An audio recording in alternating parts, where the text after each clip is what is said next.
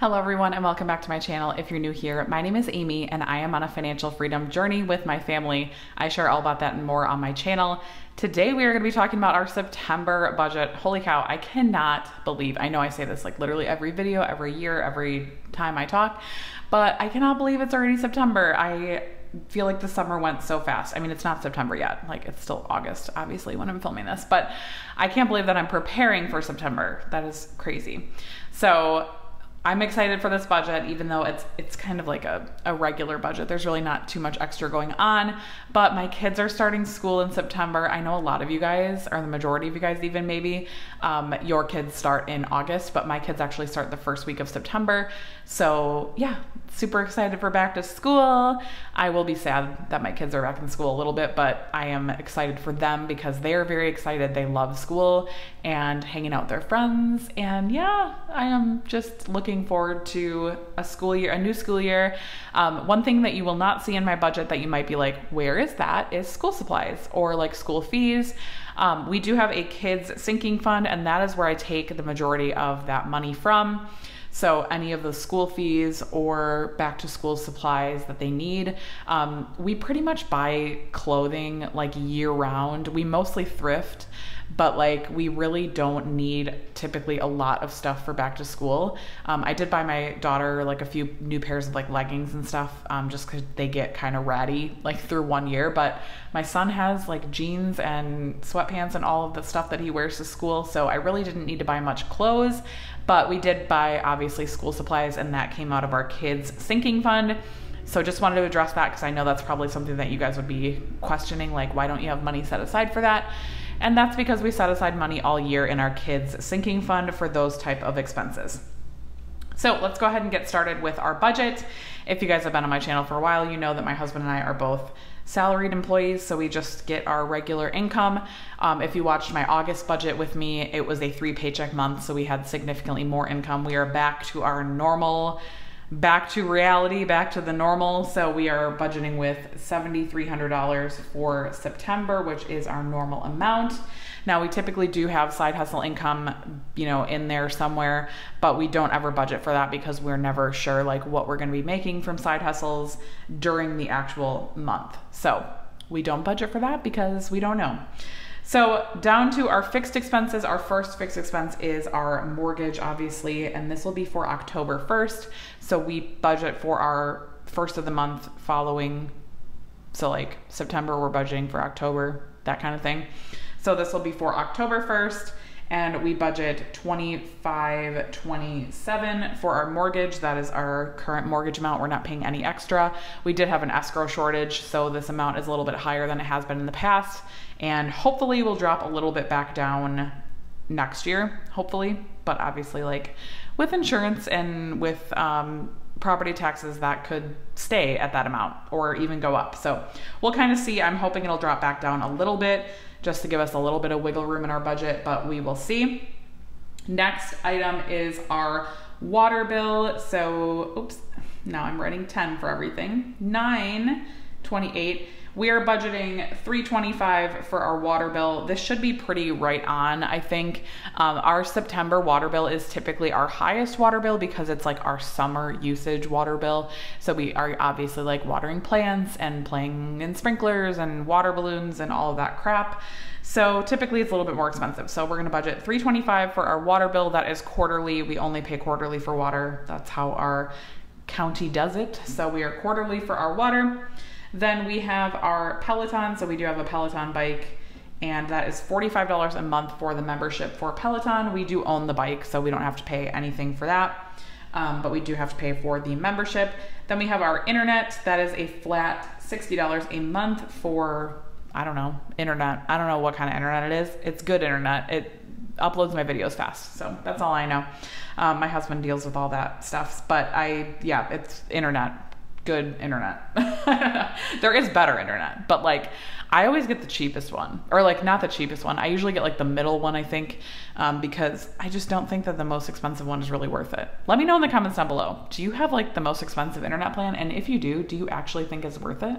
Like, I'm so curious because we've always just done like the lower end of like the middle, and I feel like it's always been really good. So I don't know, just curious.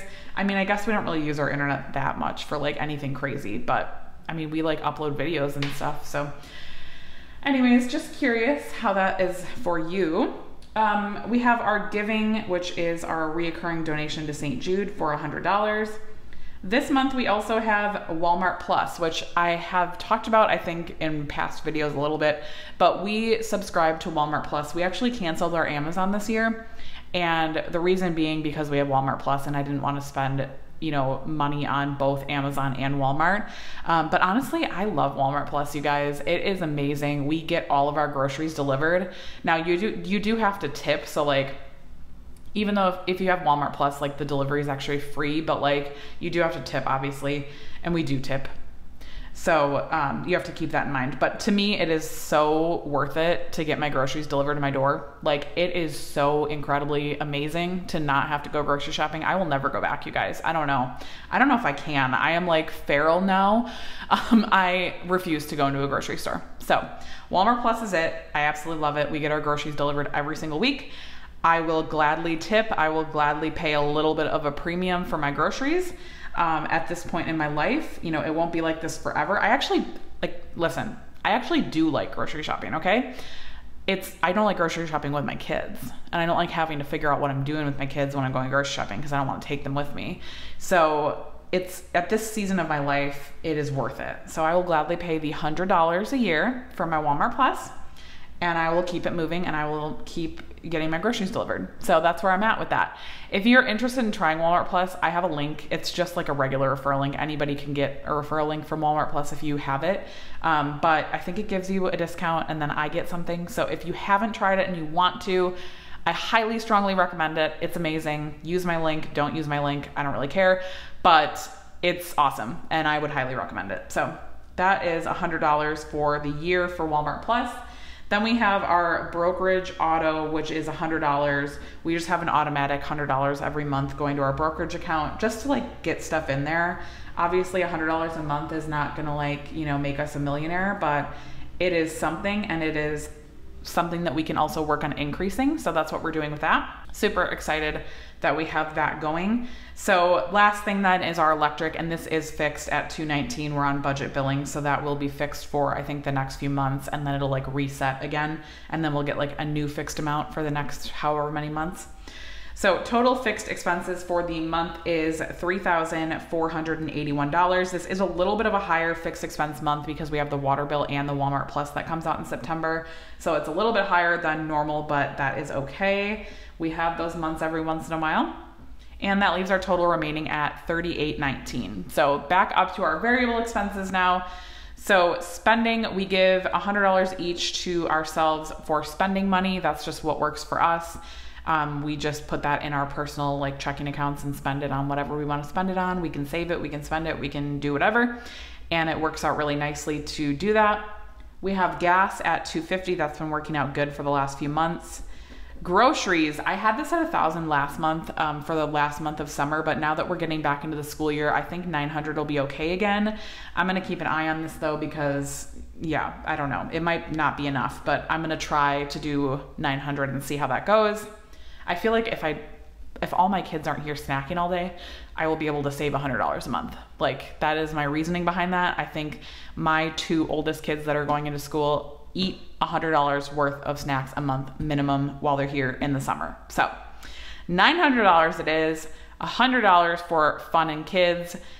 This is just for like whatever, fundraising or birthday party or whatever random crap comes up with my kids. Because if you have kids, you know that random stuff comes up every single month for your kids that you don't see coming. School pictures. I forget about it every damn year. And you know what? Now that I think about it, I forgot about it again because I didn't put it in my budget. But I will just take that out of my kids' sinking fund or my something. I'll take it somewhere. But literally, I forget about school pictures every year. I can't believe it. I seriously don't even know. But anyways, there's always things that are coming up with my kids. So $100 a month will cover the majority of that. And then for whatever that doesn't cover and whatever other miscellaneous things come up in the month, we have $200 for our miscellaneous budget for whatever else pops up. And then $300 for dining out because that's been working good and I like eating out. So that's getting 300. That's my only reasoning for it. I would give it 500 if I had a lot more money, but 300 will do. Total variable expenses for the month, $1,950. Total remaining is $1,869. Moving down to our sinking funds. I did bump these up quite significantly last month, and we are dropping them pretty much back down now. I am gonna do 100 for car. I think I was giving this 50 before, but I'm gonna bump it up to 100 because I just wanna keep building that fund up. We are hoping to eventually get another car at some point, and that would be a good starting point to have some extra money in here. We also pay our car insurance out of this sinking fund. We also pay any of our car maintenance. So I just wanna keep a good amount in here. So we're gonna do 100 for that. 100 for home. This is for like home projects, home renovations, whatever. We haven't really been spending money in here, so it's just been kind of growing, which is amazing. So that's great. $100 for Christmas, obviously.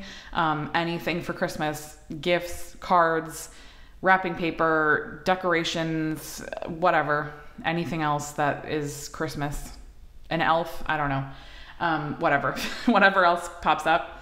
$50 for kids. That is for kids.